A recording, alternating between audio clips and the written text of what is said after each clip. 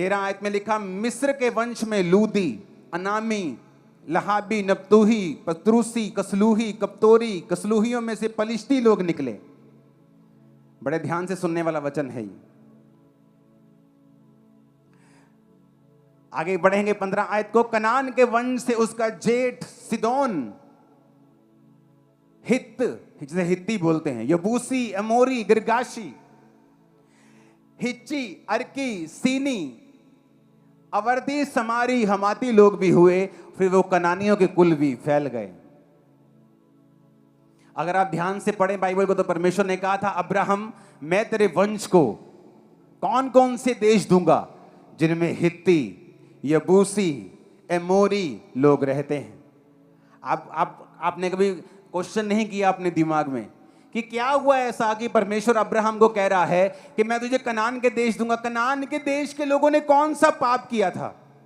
कनान के देश के लोगों से क्या दुश्मनी थी परमेश्वर की कि परमेश्वर ये कहता था कि मैं कनान के सारे देश अब्राहम के वंश को दूंगा? क्योंकि जो अब्राहम का वंश था वो उसी बेटे से निकला था जिसने अपने पिता को नंगा नहीं देखा था। और कनान के सारे वंश जिसे परमेश्वर ने देने का वायदा किया था वो उसी बेटे से निकले थे जिसने अपने बाप को नंगा देखा था।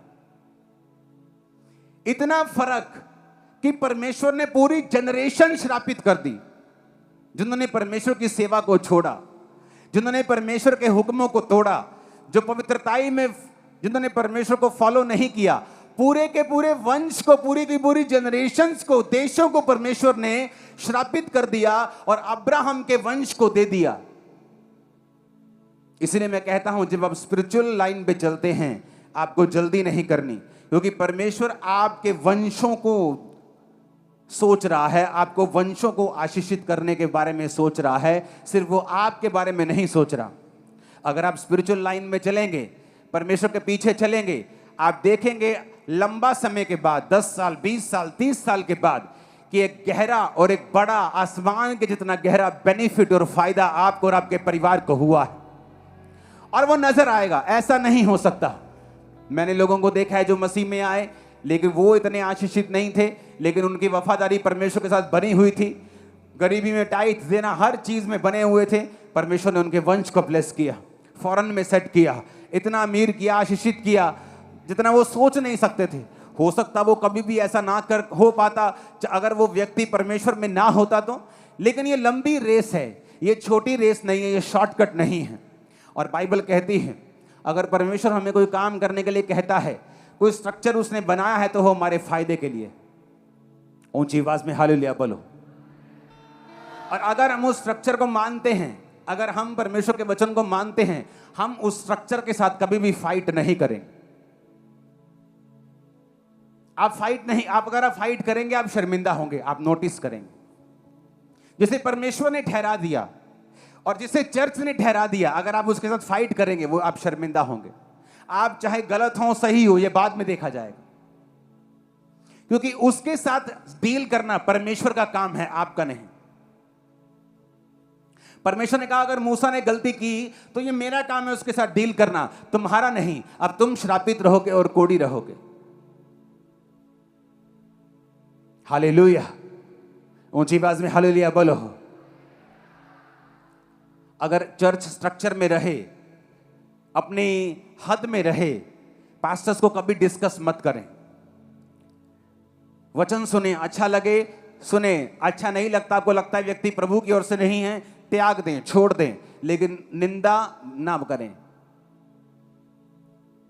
आपको 1-2 बार किसी को अलर्ट करना है कर दें, लेकिन अपने मुंह से गालियां बकना, अपने मुंह से गंदगी बकना, ये आपका और मेरा काम नहीं है। और इसीलिए लोग श्रापित होते हैं, सेवकाइयां भी श्रापित होती, पास्टर श्रापित हो जाते। लेकिन प्रभु आपके साथ डील करता है जब आप वैर विरोध और कड़वाहट और निंदा और एक दूसरे की लात खींचना जब तक आप छोड़ते नहीं, वो आपके साथ डील करता है। और अगर आप पास्टर के साथ ऐसा कर रहे हैं फिर तो वो आपको डबल डील करता है। अगर आप विश्वासियों के साथ ऐसा कर रहे हैं तो भी वो आपको पनिश करता है। इसलिए तो वचन में लिखा है कि अगर तू परमेश्वर के शरीर का अंग है। अगर दूसरा अंग दुख पाता है, अगर सिर दुख रहा है तो हाथ भंगड़ा नहीं डाल सकता कि चलो सिर ही दुख रहा है, पैर तो भंगड़ा कर सकते हैं। बंदा कहता नहीं यार मैं नहीं आ सकता पार्टी में, क्या हुआ यार मेरा सिर दुख रहा है। वो नहीं कहता यार मेरा सिर ही दुख रहा है, मेरे टांग थोड़ी दुख रही है, पाँव थोड़ी दुख रहा है, चल भंगड़ा डालते हैं। कहता नहीं सिर दुख रहा है, उठ नहीं हो रहा। क्योंकि अगर एक अंग दुख पाता है तो दूसरा अंग भी उसके साथ दुख मनाता है। अगर मैं आपको बोलता हूं आपकी आंखें बड़ी सुंदर हैं तो पूरा शरीर फूल जाता है, वाह। हाँ, तू गाता बड़ा अच्छा, वाह। तेरी आंखें बड़ी सुंदर है, वाह। तेरा पूरा शरीर खुश हो जाता है। और वचन कहता है अगर एक अंग की बड़ाई होती है दूसरा अंग भी बड़ाई करे। लेकिन यहां अगर एक बंदा कुछ अच्छा करता है दूसरा कहता तेन दसदा हुण मैं तेरी करदा शिकायत पापा नूं, मैं तेनों दसदा। और ये शैतान है, ये शैतानी, प्योर शैतानी। इसे बोलते हैं ना देसी घी और प्योर देसी घी, फर्क होता है ना। एक होता है शैतान, एक होता है प्योर शैतान। ये प्योर शैतान वाले लोग होते हैं और प्रभु इनको सजा देता है। हमेशा